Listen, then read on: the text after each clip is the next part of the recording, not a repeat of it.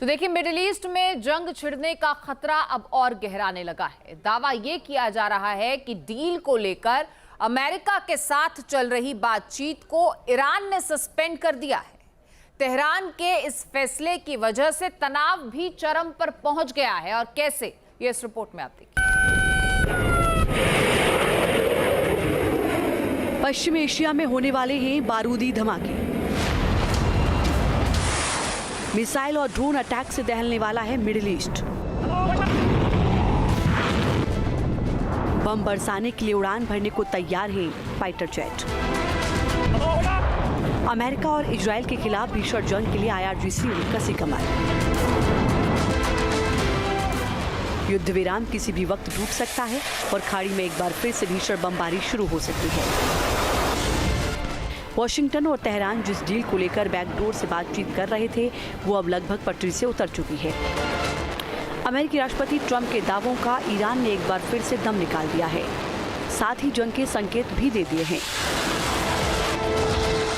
Media reports के मुताबिक Iran ने अमेरिका के साथ चल रही बातचीत को कथित तौर पर निलंबित कर दिया है। ईरानी न्यूज एजेंसी तस्नीम ने बताया कि ईरान ने मध्यस्थों के जरिए अमेरिका को जो मैसेज भेजे जा रहे थे, वो रोक दिए हैं। ईरान ने यह कदम ऐसे वक्त में उठाया जबकि पूरे रीजन में तनाव तेजी से बढ़ रहा है।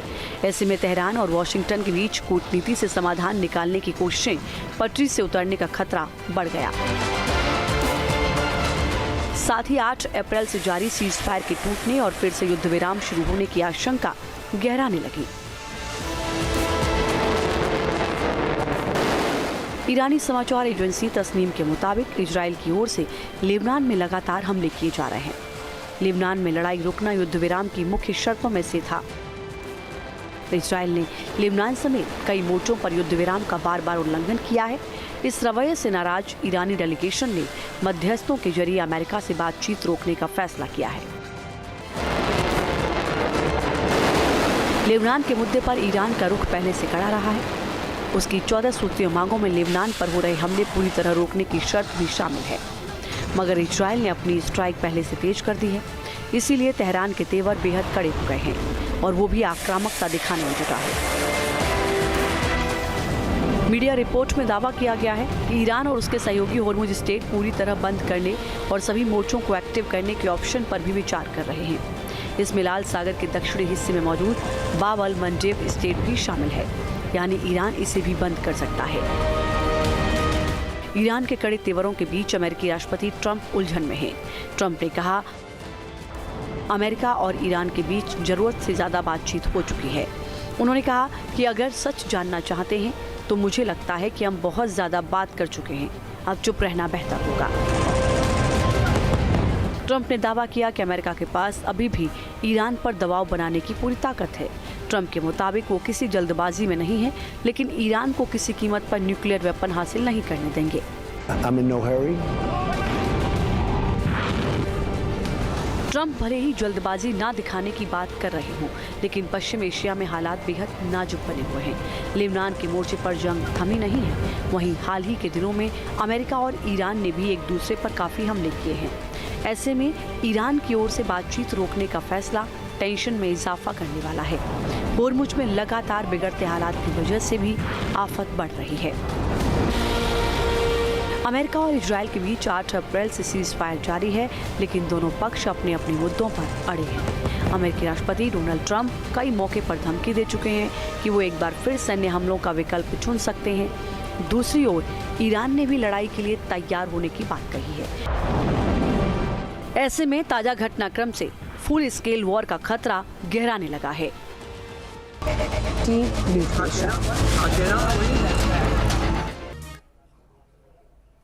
केशम और सिरिक में अमेरिका की कार्रवाई के बाद ईरान ने भी काउंटर अटैक किया है।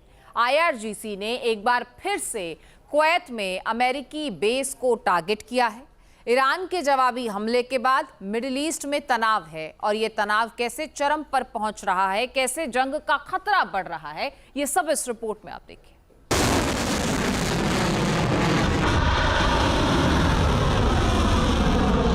मिडिल ईस्ट में विनाशकारी जंग छिड़ने की आहट होने लगी है। अमेरिका और ईरान का सीज फायर ब्रेक होने की कगार पर है। कूटनीति से समाधान निकालने की कवायद के बीच बमबारी ने तनाव बढ़ा दिया है।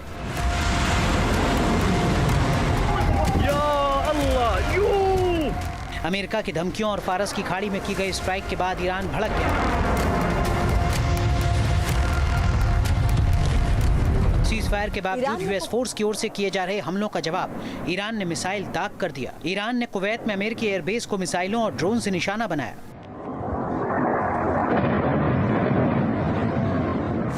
काउंटर अटैक के लिए ईरान ने ट्रंप की तस्वीर लगी एक मिसाइल दागी, जिसमें एक धमकी भरा मैसेज भी दिया गया। IRGC ने लिखा, Until the last American soldier leaves the region, यानी जब तक आखिरी अमेरिकी सैनिक इस क्षेत्र से चला नहीं जाता। मिसाइल पर लिखे संदेश का मतलब साफ है कि अमेरिका के खिलाफ ईरान अपने अभियान जारी रखेगा। अगर यूएस फोर्स ने हमला किया तो IRGC की ओर से उसका मुंहतोड़ जवाब दिया जाएगा।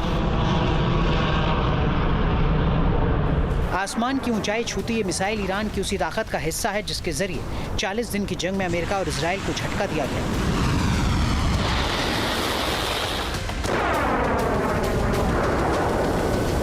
ये मिसाइल सिर्फ ईरान की सैन्य क्षमता नहीं बल्कि उसके इरादों को भी दिखाती है। दुश्मन को टारगेट करने के लिए दागी गई ये मिसाइल संदेश भी दे रही है कि ईरान के भविष्य का फैसला बाहरी ताकतें नहीं बल्कि तेहरान में बैठी हुकूमत खुद करेगी। ईरान के तेवर शांति समझौते की उम्मीदों के लिए बड़ा झटका है। युद्ध विराम के बीच हो रहे हमलों से हालात विस्फोटक हो रहे हैं। अमेरिकी सेना की आक्रामकता का बदला लेने के लिए IRGC के एरोस्पेस फोर्स ने जवाबी हमला किया। ईरान ने उस एयरबेस पर मिसाइल और ड्रोन दागे जहां से यूएस फोर्स ने ऑपरेशन को अंजाम दिया था। ताजा स्ट्राइक से ये संकेत मिल रहा है कि सीज़फायर के बावजूद क्षेत्र में तनाव पूरी तरह खत्म नहीं हुआ।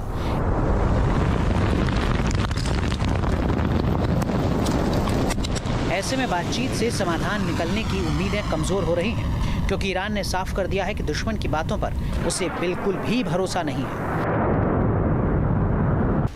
मिडिल ईस्ट में 28 फरवरी को जंग की शुरुआत हुई थी।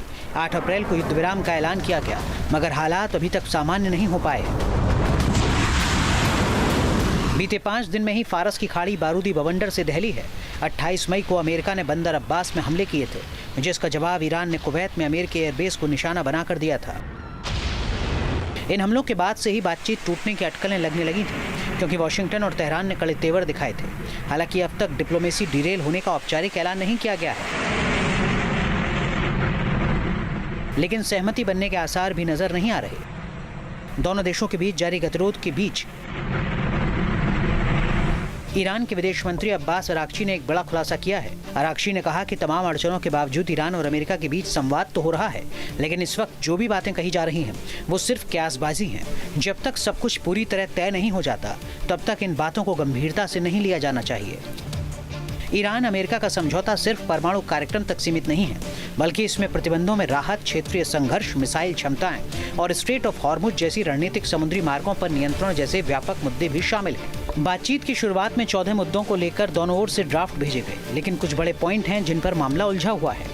इनमें सबसे बड़ा मुद्दा एनरिच्ड यूरेनियम का है। दूसरा मुद्दा स्ट्रेट ऑफ हॉर्मुज के कंट्रोल का है। ईरान पर प्रतिबंध और फ्रीज की गई संपत्ति को लेकर भी तकरार कायम है। लेबनान के मोर्चे पर चल रही जंग को लेकर भी वॉशिंगटन और तेहरान की बात अटकी है। डील पर सहमति के दावे अमेरिका की ओर से लगातार किए जा रहे हैं, लेकिन ईरान हर बार खारिज कर रहा है। साथ ही भारी दबाव के बाद भी सरेंडर करने को राजी नहीं है। ईरान हॉर्मुज स्ट्रेट के प्रबंधन को लेकर अड़ा हुआ है। साथ ही ईरानी विदेश मंत्रालय ने यह भी कह दिया है कि अभी तक किसी भी समझौते को अंतिम रूप नहीं दिया गया है। विदेश मंत्रालय के प्रवक्ता इस्माइल बगाई ने दोहराया है कि बातचीत में ईरान का मुद्दा युद्ध को खत्म करने पर है। फिलहाल ईरान के यूरेनियम एनरिचमेंट और एनरिच्ड यूरेनियम से जुड़े मुद्दों पर कोई बात नहीं हो रही है। इस रुख से साफ है कि वो पीछे नहीं हटेगा और अमेरिका की थोपी हुई शर्तों पर डील नहीं करेगा।